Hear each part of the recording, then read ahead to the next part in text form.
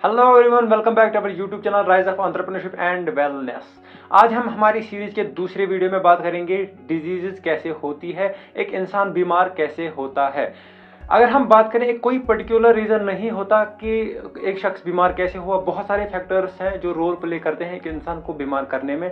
लेकिन अगर हम इन चीज़ों को कैटेगराइज करें, मेनली दो कैटेगरी सामने आती है, इंट्रिंसिक या एक्सट्रिंसिक, बाहरी फैक्टर्स और अंदरूनी फैक्टर्स। पहले हम बात करेंगे एक्सटर्नल फैक्टर्स की जो हमें बीमार करते हैं। एक्सटर्नल फैक्टर्स की बात करी जाए और माइक्रो ऑर्गेनिज्म इसमें ना आए, ये तो हो ही नहीं सकता।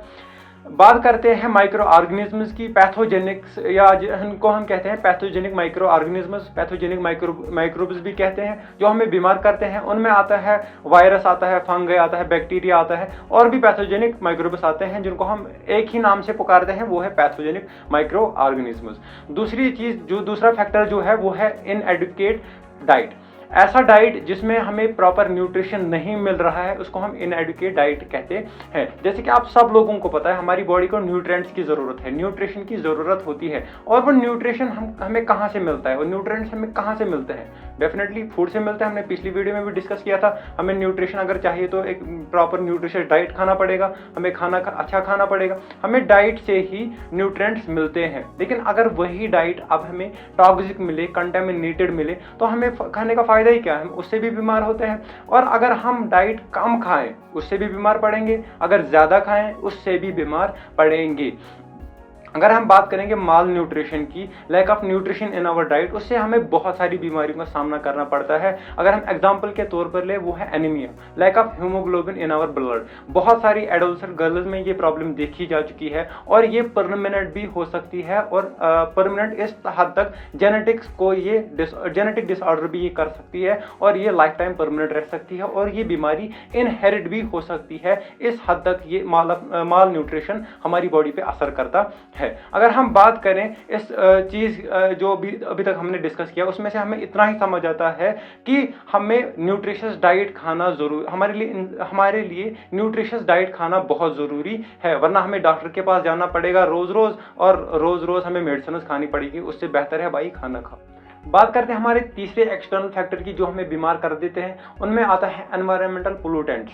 आप सब लोगों को पता है, पोल्यूशन के बारे में मुझे बोलने की ज़रूरत ही नहीं है। आप लोगों को पता है कि पोल्यूशन आज की डेट में कितना है। फिर चाहे इसके लिए रेस्पॉन्सिबल बढ़ती हुई आबादी की ज़रूरियत पूरी करना, कंस्ट्रक्शन कंपनीज का बहुत ज़्यादा बढ़ना, ऑटोमोबाइल इंडस्ट्री का बहुत ज़्यादा यूज़ में आ जाना, डिफॉरेस्टेशन का होना, या और भी ऐसे बहुत सारे फैक्टर्स होते हैं। लेकिन हर तरह का पोल्यूशन हमारे लिए ठीक नहीं होता है, अच्छा नहीं होता है। फिर चाहे वो एयर पोल्यूशन हो, वाटर पोल्यूशन हो, लैंड पोल्यूशन हो, नॉइज पोल्यूशन हो, कोई भी पोल्यूशन हो, हमारी बॉडी के लिए कोई भी पोल्यूशन अच्छा नहीं होता है। जैसे कि आप सब लोगों को पता है, इंडस्ट्रीज या फैक्ट्री से जो वेस्ट निकलता है वो कहाँ जाता है?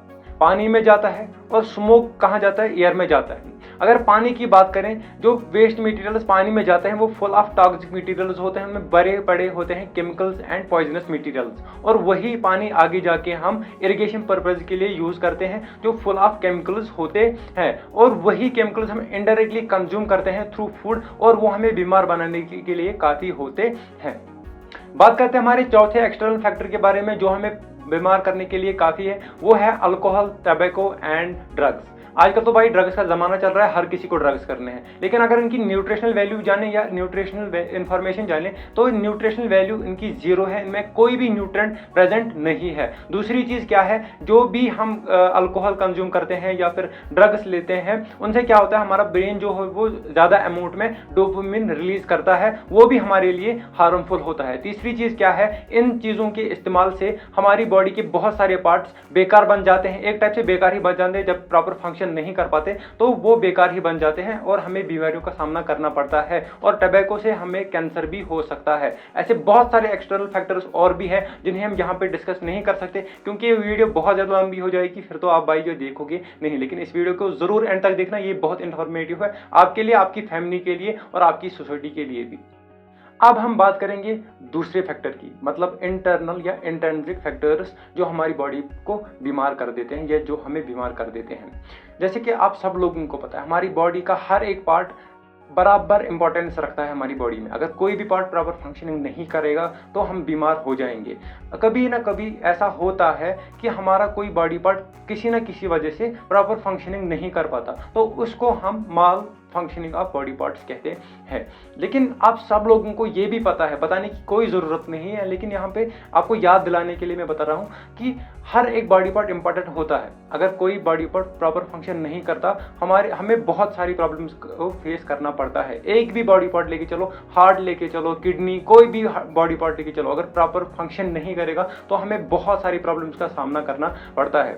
ऑर्गन माल फंक्शनिंग के बहुत सारे रीजंस होते हैं जो हम इस सीरीज में 1 बाय 1 करके डिस्क्राइब करेंगे। आप इस सीरीज के साथ बने रहें, आपको बहुत सारी इंफॉर्मेशन मिलने वाली है। बात करते हैं हमारे दूसरे इंट्रिंसिक फैक्टर की जो हमें बीमार करते हैं, वो है जेनेटिक डिसऑर्डर। जेनेटिक डिसऑर्डर का क्या मतलब है? वो डिसऑर्डर या वो डिसीजेस जो हमारे जेनेटिक मेकअप को बिगाड़ती है या जेनेटिक मेकअप को खराब करती है। इसके मेनली 2 टाइप्स होते हैं, एक्योर्ड एंड इनहेरिटेड। एक्योर्ड मतलब जो हमें खुद ब खुद हो जाते हैं, और इनहेरिटेड मतलब जो हमें हमारे पेरेंट से मिलते हैं।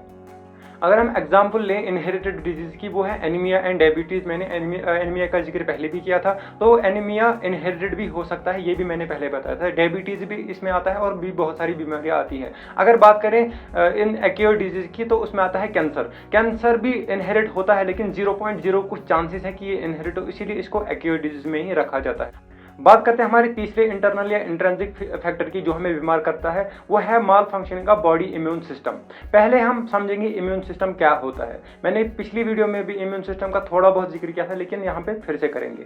इम्यून सिस्टम बराबर वैसे ही काम करता है जैसे किसी कंट्री का डिफेंस मैकेनिज्म। ये समझो हमारी बॉडी का डिफेंस मैकेनिज्म है। डिफेंस मैकेनिज्म क्या काम करता है? जो भी बाहर से इन्वेडर्स आते हैं हमारी बॉडी को इन्फेक्ट करने के लिए, उनको या तो किल करते हैं या तो बॉडी में अंदर आने नहीं देते हैं। अगर किसी न किसी वजह से कहीं ना कहीं से हमारी बॉडी में ये जो इन्वेडर्स हैं घुस गए हैं, इनको किल करके बाहर वापस निकालना इम्यून सिस्टम का काम है। अगर अब यही इम्यून सिस्टम काम नहीं करेगा तो हम बीमार पक्का हो जाएंगे, इसमें कोई शक ही नहीं है, बीमारी तो फिर कन्फर्म है। लेकिन इसी इम्यून सिस्टम को हम बिल्ड कर सकते हैं प्रॉपर न्यूट्रिशियस डाइट खा के। आज की वीडियो में इतना ही। उम्मीद है आप लोगों को आज का कंटेंट अच्छा लगा होगा। अगर आपको हमारा कंटेंट अच्छा लगता है, please like and subscribe and comment also. आप हमें कमेंट सेक्शन में जाके बता सकते हैं आपको हमारा कंटेंट कैसा लगता है। अगर आपको किसी चीज पे डिटेल वीडियो चाहिए, आप कमेंट सेक्शन में जाके हमें बता सकते हैं। We will surely work on that. Thank you for watching, thank you for supporting.